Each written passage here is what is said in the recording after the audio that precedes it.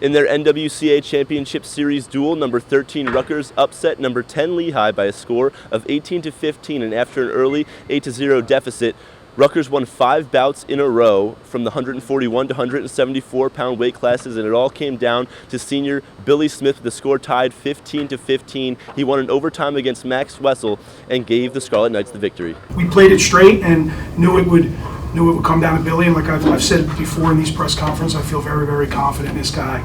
On many occasions, it's come down to Billy in this arena against some really good teams, and he's found a way to win. You know, at these times in history, recruiting, bringing kids like Brody and myself, I'm proud to be the foundation and see this program go in the bigger direction. And there's so much more that needs to be done, and this is just the beginning. And you'll see that coming 2 weeks or so. A lot of people are like, "What are you doing in practice? Just rolling around?" And I'm like, "What do you mean rolling around?" I was like, "You don't see the way I wrestle. You guys think it's just like not planned." And that's something that you got to keep in your head at all times. Like, what do I have to? That's the big thing about this year.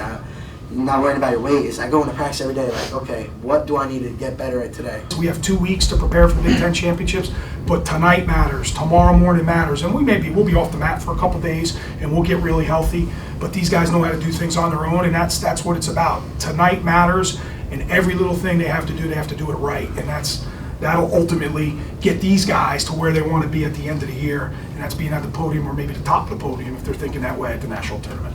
This victory over longtime rival Lehigh will wrap up regular season action for the Scarlet Knights, and now they'll focus on the Big Ten Championships, which will take place in Iowa on March 5th and 6th. Reporting from the RAC, I'm TJ Curran.